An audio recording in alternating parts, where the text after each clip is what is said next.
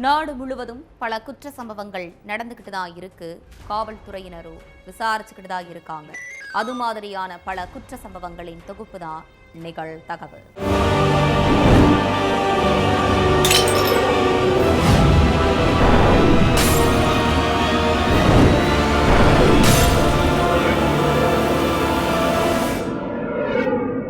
நிகழ்தகவு. காவலர் பயிற்சி பள்ளியில் படித்த போது முளைத்த காதல். காட்டுப்பகுதியில் பேசிக் கொண்டிருந்த காதல் ஜோடி அடுத்த சில நிமிடத்தில் காதலியின் கழுத்தை நெரித்து கொன்ற காதலன். காதலியை கொலை செய்தது ஏன்? கொலைக்கான காரணம் என்ன? காதலன் சிக்கினானா?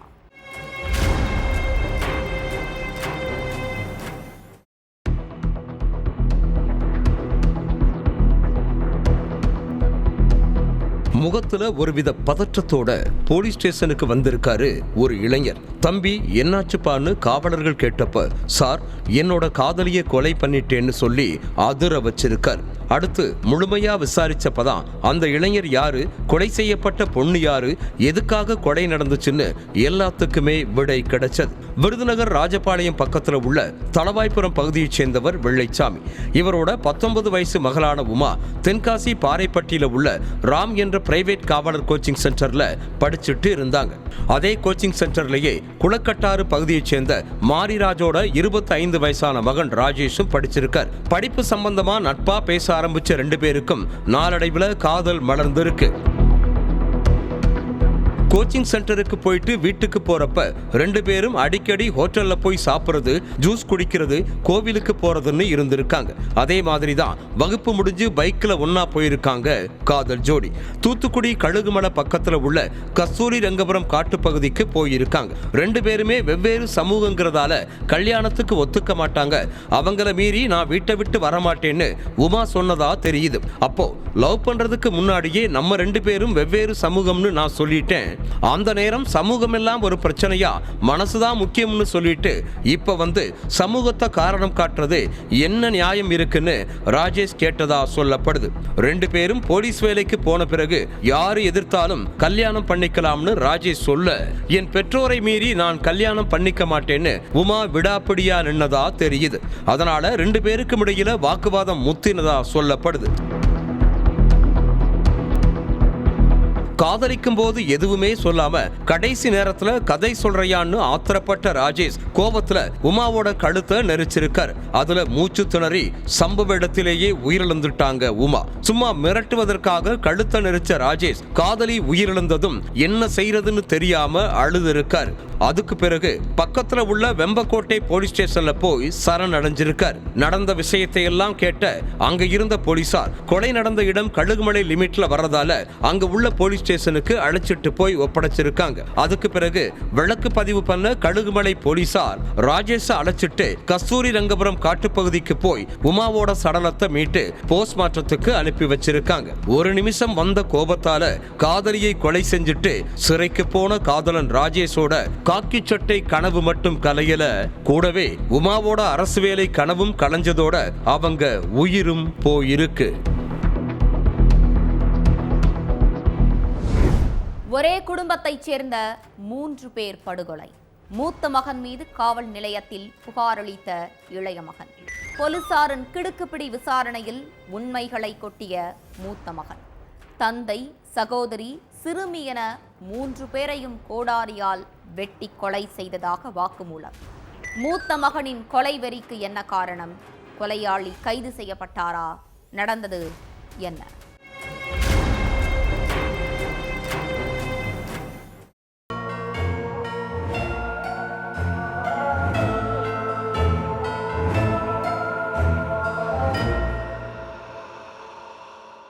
கங்கா நகர் பகுதியில கிணறு ஒண்ணு இருக்கு. அந்த கிணறு வழியா கிராம மக்கள் சிலர் நடந்து போயிருக்காங்க. அப்போ கிணத்துக்குள்ள ராம் சிங், அவரோட மகள் சாதனா தேவி மற்றும் அவங்களோட பேத்தின்னு 3 பேரோட சடலங்கள் கிடந்திருக்கு. இந்த செய்தி அந்த கிராமம் ஃபுல்லா காட்டு தீ போல பரவி இருக்கு. இந்த விஷயத்தை கேள்விப்பட்டு ஸ்பாட்டுக்கு வந்த போலீஸ் சடலங்களை மீட்டு போஸ்ட்மார்ட்டத்துக்கு அனுப்பி வச்சிருக்காங்க. அடுத்து கொலையாளி யாருன்னு தெரிஞ்சுக்க போலீஸ் விசாரணையில இறங்கினாங்க. இதுக்கடையில உயிரிழந்த ராம் சிங்கோட இளைய மகன் முகுந்த் இந்த கொலை வழக்கு தொடர்பா அண்ணன் முகேஷ் மேல சந்தேகம் இருக்குன்னு காவல் நிலையத்துல புகார் அளிச்சிருக்கார். இதனால போலீஸ் முதல்ல உயிரிழந்த ராம்சிங்கோட வீட்டுக்கு போய் ஆய்வு பண்ணி இருக்காங்க. அடுத்து முகேஷை கஸ்டடியில் எடுத்து விசாரிச்சிருக்காங்க.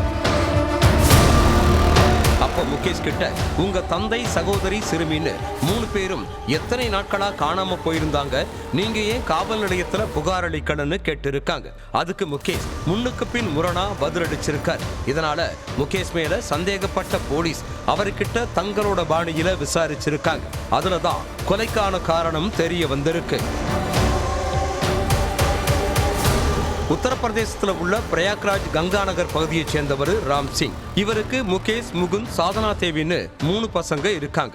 முகேஷ் எந்த ஒரு வேலை வெட்டிக்கும் போகாம ஊதாரியா ஊர் சுத்திட்டு இருந்திருக்கான். இதனால முகேஷ் மேல வெறுப்புல இருந்திருக்காரு ராம்சிங். மூத்த மகன் இப்படி ஊதாரியா இருந்ததால தன்னோட எல்லா சொத்துக்களையும் இளைய மகன் முகுந்தோட பெயருக்கே மாத்தி எழுதி கொடுத்திருக்காரு ராம்சிங். இதனால குடும்பத்துக்குள்ள பிரச்சனை வெடிக்க ஆரம்பிச்சிருக்கு. உங்க சொத்துல எனக்கு பங்கு இருக்கு, எல்லா சொத்தையும் முகுந்துக்கே எழுதி வச்சா நான் என்ன பண்றது, எனக்கும் உங்க சொத்துல பங்கு பிரிச்சு வைங்க, இல்லன்னா நான் யாரையும் சும்மா விட மாட்டேன்னு மிரட்டி இருக்கார்.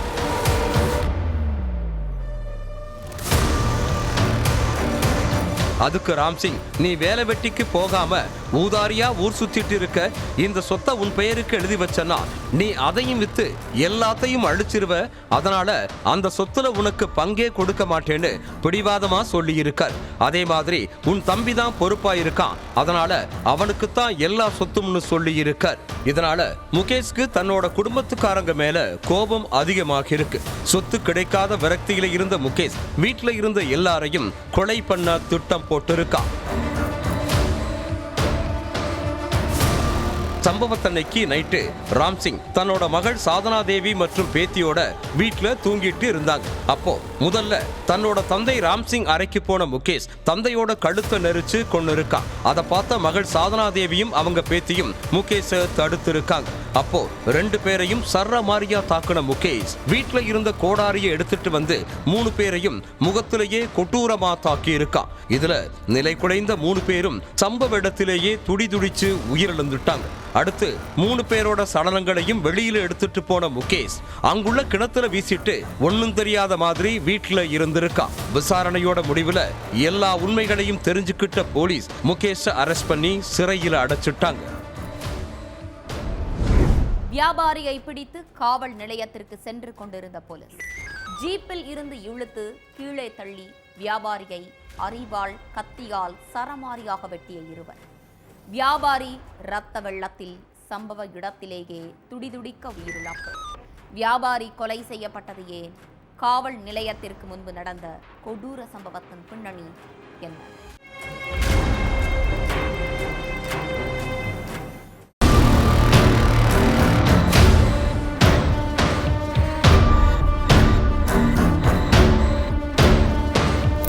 தனகல்லு காவல் நிலையத்துக்கு ஈஸ்வரப்பாங்கிற நபரை ஜீப்ல கூப்பிட்டு போயிருக்காங்க போலீஸ்.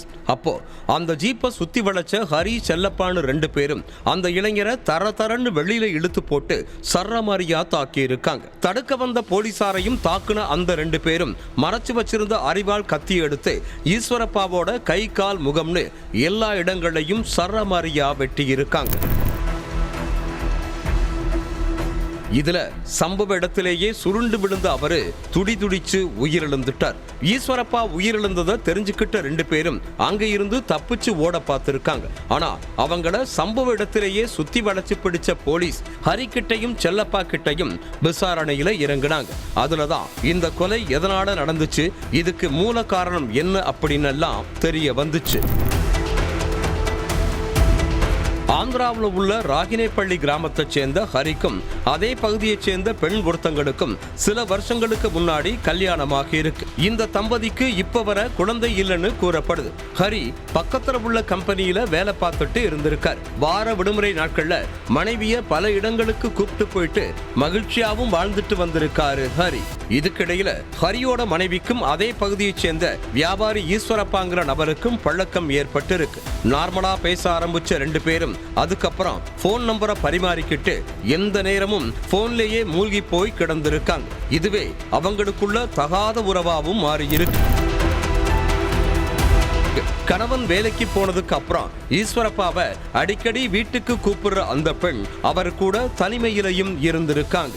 அதே மாதிரி அடிக்கடி ஈஸ்வரப்பா கூட ஊர் சுத்திட்டும் இருந்திருக்காங்க. மனைவியோட நடவடிக்கைகள்ல ஏற்பட்ட மாற்றத்தை தெரிஞ்சுக்கிட்ட ஹரி அவங்கள கண்காணிக்க ஆரம்பிச்சிருக்கார். அடுத்து அவங்களோட போனை எடுத்து வாட்ஸ்அப், இன்ஸ்டா, முகநூல்னு எல்லாத்தையும் பார்த்திருக்கார். அதுல மனைவி ஈஸ்வரப்பா கூட கொஞ்சி குழாவி பேசியிருந்த மெசேஜ்கள் இருந்திருக்கு. இதை பார்த்து அதிர்ச்சி அடைந்த ஹரி மனைவியை போட்டு சர்றமாரியா அடிச்சிருக்கார். அடுத்து அவங்களோட செல்போனை போட்டு உடைச்ச ஹரி மனைவியை ஹவுஸ் அரெஸ்டும் பண்ணி இருக்கார். இதனால ஈஸ்வரப்பாவை பார்க்க முடியாமலும் பேச முடியாமலும் அந்த பெண் தவிச்சிருக்காங்க. கொஞ்ச நாளைக்கு முன்னாடி கணவன் வேலைக்கு போனதுக்கு அப்புறம் பக்கத்து வீட்டுல இருந்த பெண்கிட்ட இருந்து போனை வாங்கின ஹரியோட மனைவி தன்னோட காதலனுக்கு போன் பண்ணி, என் கணவருக்கு எல்லா விஷயமும் தெரிஞ்சிருச்சு, அவன் என்னை வீட்டை விட்டு வெளியில அனுப்ப மாட்டேங்கிறான், தயவு செஞ்சு என்னை எங்கேயாவது கூட்டிட்டு போயிருங்கன்னு சொல்லி அழுதுருக்காங்க. அதுபடி 2 பேரும் வீட்டை விட்டு ஓடி போயிருக்காங்க. அன்னைக்கு நைட்டு வேலைக்கு போயிட்டு வீட்டுக்கு திரும்பின கணவர் மனைவி வீட்டுல இல்லாததை பார்த்து அதிர்ச்சி அடைஞ்சிருக்கார். அடுத்து மனைவியை காணோம்னு காவல் நிலையத்துல புகார் அளிச்சிருக்கார். இதனால போலீஸ் ஈஸ்வரப்பாவையும் ஹரியோட மனைவியையும் பல இடங்கள்ல தேடி அலைஞ்சிருக்காங்க. ஈஸ்வரப்பாவோட செல்போன் நம்பரை ட்ரேஸ் பண்ணி பார்த்திருக்காங்க. அப்போ செல்போன் சிக்னல் நெல்லூர் பகுதியில காட்டியிருக்கு. இதனால போலீசார் நேரா சிக்னல் காட்டுன பகுதிக்கு போய் 2 பேரையும் கையும் களவுமா பிடிச்சு போலீஸ் ஸ்டேஷனுக்கு கூப்பிட்டு வந்திருக்காங்க. இதை தெரிஞ்சுக்கிட்ட ஹரியும் அவரோட அண்ணன் செல்லப்பாவும் காவல் நிலையத்து வாசல்ல உள்ள மறைவான இடத்துல ஒளிஞ்சிட்டு இருந்தாங்க. அந்த நேரத்துல ஜீப் போலீஸ் ஸ்டேஷனுக்கு வந்ததை பார்த்த 2 பேரும் வண்டிக்குள்ள இருந்து ஈஸ்வரப்பாவை கீழே இழுத்து போட்டு அரிவாள் கத்தியால கொடூரமா வெட்டி இருக்காங்க. இதை பார்த்து பயந்து போன ஹரியோட மனைவி அங்கிருந்து ஓடி போயிட்டாங்க. அந்த நேரத்துல ஹரி மற்றும் செல்லப்பாவை சுத்தி வளைச்சு பிடிச்ச போலீஸ் 2 பேரையும் அரெஸ்ட் பண்ணி சிறையில் அடைச்சிட்டாங்க. லாட்ஜில் உள்ள ஒரு அறையில் சடலமாக கிடந்த மாவு மில் ஓனர். பக்கத்து அறையில் மது போதையில் இருந்த டெய்லர் மற்றும் அவரது நண்பர்கள். மாவு மில் ஓனரை டெய்லரும் அவரது நண்பர்களும் சேர்ந்து கத்தியால் குத்தி கொலை செய்தது அம்பலம். மாவு மில் ஓனரை டெய்லர் கொலை செய்தது ஏன்? கொலைக்கான பின்னணி என்ன?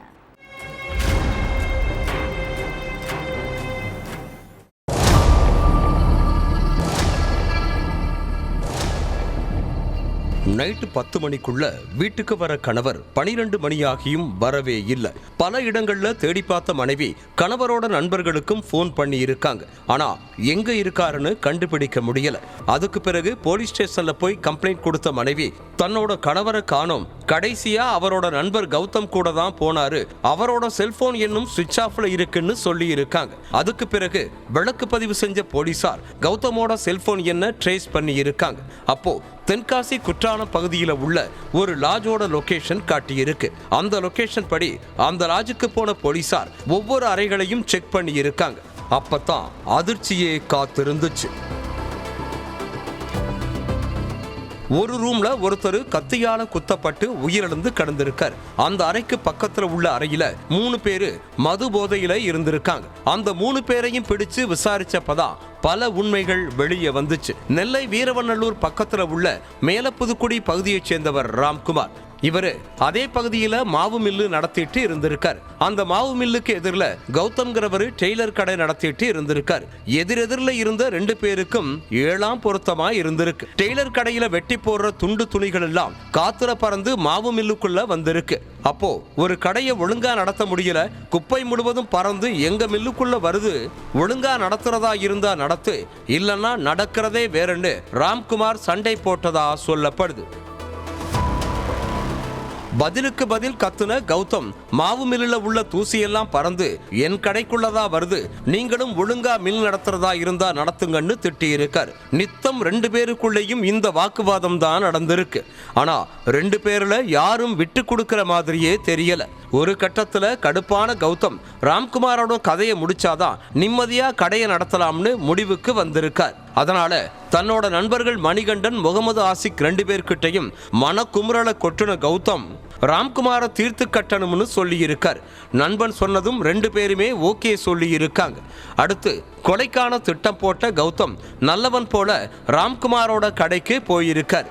எதிரெதிர் கடையில இருந்துக்கிட்டு சண்டை போட்டுக்கிறது சரியா இருக்காது, ஒற்றுமையா இருக்கலாம்னு சொன்ன கௌதம் சேர்ந்து போய் மது குடிக்கலாம்னு சொல்லி இருக்கார். அதை நம்பின ராம்குமாரும் நீங்க சொல்றது சரிதான்னு சொல்லிட்டு கூட போயிருக்கார்.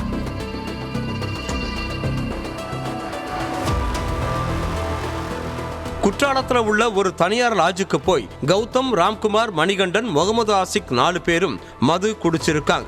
ராம்குமாருக்கு அளவுக்கு அதிகமா மதுவை ஊத்தி கொடுத்த கௌதம், உன் இஷ்டத்துக்கு எப்படி கடை நடத்த முடியும், எப்ப பாரு துண்டு துணிகள் எல்லாம் மில்லுக்குள்ள வருதுன்னு இம்சை பண்ணிக்கிட்டே இருக்கன்னு கன்னத்திலேயே அடிச்சிருக்கார். அப்போ கௌதமோட நண்பர்களும் சேர்ந்து ராம்குமாரை கடுமையா தாக்கி இருக்காங்க. அடுத்து மறைச்சு வச்சிருந்த கத்தியால 3 பேரும் சேர்ந்து ராம்குமாரை குத்தி கொலை பண்ணி இருக்காங்க.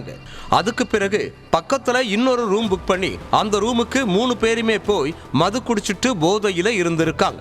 இதுக்கடையில கணவன் காணாமல் போனதை போலீஸ் கம்ப்ளைண்ட் கொடுத்த ராம்குமாரோட மனைவி கடைசியா கௌதம் கூட தான் போனாருன்னு சொல்லி இருக்காங்க. அடுத்து கௌதமோட செல்போன் நம்பரை ட்ரேஸ் பண்ணி அவரை லாட்ஜரை சுத்தி வளைச்சு விசாரணை பண்ணதுல மொத்த உண்மைகளும் வெளியே வந்துருச்சு. குப்பை பறக்கிறதெல்லாம் ஒரு விஷயம்னு ஸ்கெட்ச் போட்டு கொலை செஞ்ச கௌதமும் கூட சுத்தின பாவத்துக்கு அவரோட நண்பர்களும் சேர்ந்து கம்பி எண்ணிட்டு இருக்காங்க.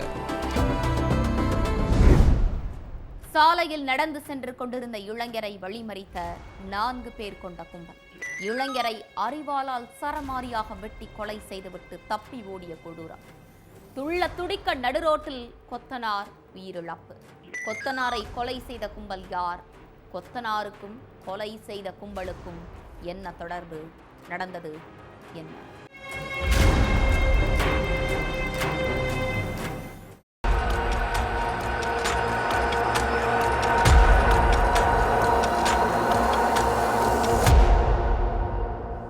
அதிகாலை 5 மணிக்கெல்லாம் எழுந்திருச்ச ராமசாமி வேலைக்கு கிளம்பி ரோட்ல நடந்து போயிட்டு இருந்தார்.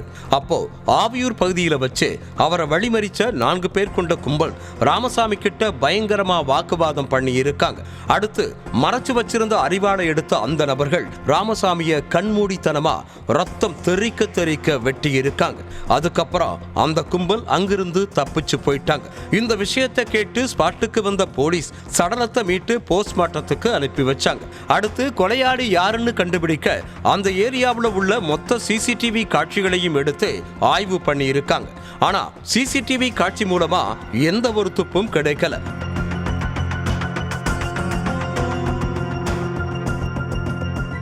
இதுக்கடையில ஆவியூர் போலீஸ் ஸ்டேஷனுக்கு போன பிரவீன், செல்லப்பாண்டி, கருப்பசாமி, சஞ்சீவ்னு 4 பேர் சார் நாங்க தான் ராமசாமியை வெட்டி கொலை செஞ்சிட்டோம்னு சொல்லி சரணடைஞ்சிருக்காங்க.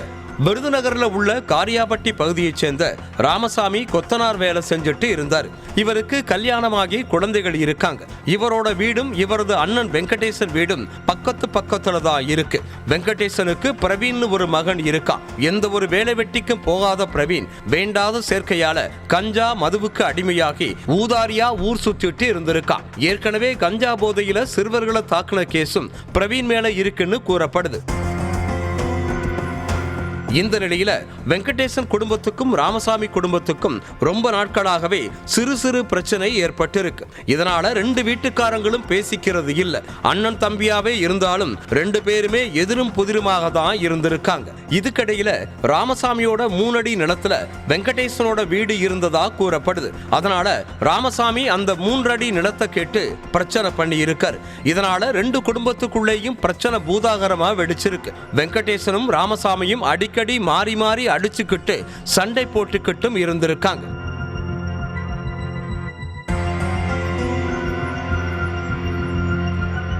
இதுக்கடையில வெங்கடேசன் ஹார்ட் அட்டாக் ஏற்பட்டு உயிரிழந்துட்டார். இதனால கொலைவெறியான வெங்கடேசனோட மகன் பிரவீன் 3 அடி நிலத்து பிரச்சனையாலதான் தன்னோட அப்பா உயிரிழந்துட்டாரு, அப்பா சாவுக்கு ராமசாமி தான் காரணம்னு கொலை வெறியில இருந்திருக்கான். அதுக்கப்புறம் கஞ்சா போதையில டெய்லி வீட்டுக்கு வர்ற பிரவீன் ராமசாமி குடும்பத்துக்காரங்க கூட டெய்லி பிரச்சனை பண்ணிட்டு இருந்திருக்கான். பிரவீனும் ரொம்ப கஞ்சா மது போதைக்கு அடிக்ட் ஆகி என்ன செய்யறோம்னு தெரியாம தன்னோட நண்பர்களோட சேர்ந்து தந்தை சாவுக்கு காரணமான ராமசாமிய ஏதாவது பண்ணணும்னு திட்டம் போட்டு இருக்கான். சம்பவத்தன்னைக்கு ராமசாமி வேலைக்காக மதுரை நோக்கி போயிட்டு இருந்திருக்கார். அப்போ ஆவியூர் சாலையில வழிமறிச்ச பிரவீனும் அவனோட நண்பர்களும் ராமசாமி கிட்ட பயங்கரமா வாக்குவாதம் பண்ணி இருக்காங்க. அடுத்து மறைச்சு வச்சிருந்த அரிவாளை எடுத்து ராமசாமிய கண்மூடித்தனமா ரத்தம் தெறிக்க வெட்டி இருக்காங்க. இதுல சம்பவ இடத்திலேயே ராமசாமி துள்ள துடிக்க உயிரிழந்துட்டார். அடுத்து பிரவீனும் அவனோட நண்பர்களும் ஆவியூர் போலீஸ் ஸ்டேஷன்ல போய் சரண் அடைஞ்சிருக்காங்க.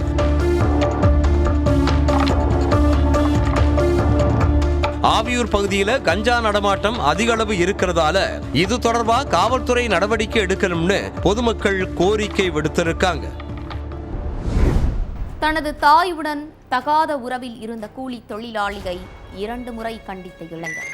கண்டிப்பையும் மீறி இளைஞரின் தாயை பார்க்க வீட்டுக்கே வந்த கூலி தொழிலாளி.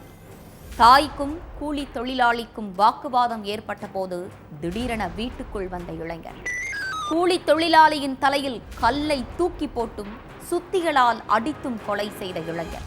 கொலை செய்துவிட்டு தப்பி ஓடிய இளைஞர் சிக்கினாரா? நடந்தது என்ன?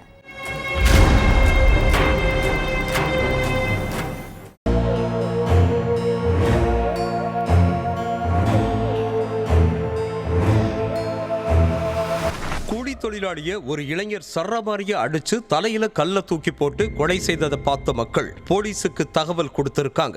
சம்பவம் நடந்த இடத்துக்கு போலீஸ் வர்றதுக்குள்ள கொலை செஞ்சுட்டு அங்க இருந்து எஸ்கேப் ஆகியிருக்கான் அந்த இளைஞர். அதுக்கு பிறகு கூலி தொழிலாளியோட சடலத்தை மீட்டு போஸ்ட்மார்ட்டத்துக்காக அனுப்பி வச்ச போலீசார் இளைஞரோட தாய்கிட்ட விசாரணை பண்ணி இருக்காங்க. கொலை செஞ்சது தன்னோட மகன் தான், ஆனா ஏன் கொலை செஞ்சான், எதுக்கு கொலை செஞ்சான்னு எதுவுமே தெரியாதுன்னு சொல்லி இருக்காங்க. அக்கம் பக்கத்துல உள்ள மக்கள் கிட்ட விசாரிச்சப்ப அவங்களும் எதுவுமே சொல்லல. அதனால தப்பி ஓடுன இளைஞனை தேடுற வேலையில இறங்கி இருக்காங்க போலீசார். கொலை நடந்த மறுநாள் காலையில போலீசார் கண்ணில சிக்கின இளைஞரை மடக்கி பிடிச்சு விசாரிச்சிருக்காங்க. அப்பதான் கொலைக்கான காரணமே தெரிய வந்திருக்கு. கொடைக்கானல் வில்பட்டி பக்கத்துல உள்ள சர்வே நம்பர் பகுதியைச் சேர்ந்தவர் தான் 45 வயசான கூலி தொழிலாளி கோபாலகிருஷ்ணன். இவரோட மனைவி கடந்த 10 வருஷங்களுக்கு முன்னால தற்கொலை பண்ணிக்கிட்டாங்க. மது போதைக்கு அடிமையாகி தினமும் அடிச்சு கொடுமைப்படுத்தினதால தான் தற்கொலை பண்ணி இருக்காங்க கோபாலகிருஷ்ணனோட மனைவி. அதுக்கு பிறகு தனியா தான் வாழ்ந்துட்டு இருந்திருக்காரு கோபாலகிருஷ்ணன். அதே மாதிரி அதே பகுதியில் இருந்த பரமேஸ்வரியோட கணவரும் உடல்நிலை சரியில்லாம உயிரிழந்துட்டார். அதனால தன்னோட 24 வயசான மகன் மனோஜ்குமார் 2 மகள்கள் கூட இருக்காங்க பரமேஸ்வரி. சில்வர் ஃபால்ஸ் கிட்ட உள்ள ஒரு கடையில தான் வேலை பார்த்துட்டு இருந்தாரு மனோஜ்குமார். இதுக்கு மத்தியில பரமேஸ்வரி கூட கோபாலகிருஷ்ணனுக்கு தகாத உறவு ஏற்பட்டதா சொல்லப்படுது. அடிக்கடி பரமேஸ்வரியோட வீட்டுக்கு வந்து போயிருக்காரு கோபாலகிருஷ்ணன். அதுவும் மனோஜ்குமார் கடைக்கு வேலைக்கு போன பிறகுதான் வந்து போயிருக்கார். சில நேரங்கள்ல கடைக்கு போயிட்டு பாதியிலேயே வீட்டுக்கு வந்திருக்காரு மனோஜ்குமார். அப்படி 2 முறை வீட்டுக்கு வந்தப்ப கோபாலகிருஷ்ணனை பார்த்த மனோஜ்குமார் அவரையும் அவரோட தாயையும் கண்டிச்சதா தெரியுது. ஆனாலும் 2 பேருமே அதை காது கொடுத்து கேட்கிற மாதிரி தெரியல. அப்படித்தான் சம்பவத்தன்னைக்கு பரமேஸ்வரியை பார்க்கறதுக்காக அவங்க வீட்டுக்கு வந்திருக்காரு கோபாலகிருஷ்ணன். வந்ததும் சமைச்சு வைக்கலையா, நான் வருவேன்னு தெரியாதான்னு பரமேஸ்வரி கிட்ட கணவர் மாதிரி அதிகாரமா கத்தி இருக்கார். அப்போ திடீர்னு வீட்டுக்குள்ள வந்த மனோஜ்குமார் காதுல கோபாலகிருஷ்ணன் அதிகாரமா பேசினது விழுந்திருக்கு. அதை கேட்டு டென்ஷனான மனோஜ்குமார் வீட்டுக்கு வராதீங்கன்னு 1000 முறை சொல்லிட்டேன், எங்க அம்மா கிட்ட அதிகாரமா பேச நீ யாருன்னு கேட்டு அடிச்சிருக்கார். பதிலுக்கு கோபாலகிருஷ்ணனும் மனோஜ்குமாரை அடிக்க கைய ஓங்கி இருக்கார். அதனால இன்னும் கோபத்தோட உச்சிக்கே போன மனோஜ்குமார் என் வீட்டுக்கு வந்து என்னையவே அடிக்கிறியான்னு தரன்னு இழுத்துட்டு வந்து சுத்தியலால அடிச்சிருக்கார். அடுத்து தலையில கள்ள தூக்கி போட்டு கொலை செஞ்சுட்டு ஓடிட்டார். மறுநாள் காலையில பிடிபட்ட இளைஞர் மொத்த உண்மையையும் சொல்லி இருக்கார். பலமுறை சொல்லியும் தாயும் கூலி தொழிலாளியும் காது கொடுத்து கேட்காததால இளைஞர் கம்பி எண்ணுற நிலைக்கு தள்ளப்பட்டிருக்கார். ஒவ்வொரு குற்றங்களின் முடிவும் சட்டத்தின் கையில். விசாரணை தொடரும். பார்க்கலாம் அடுத்த நிகழ்தகவல்.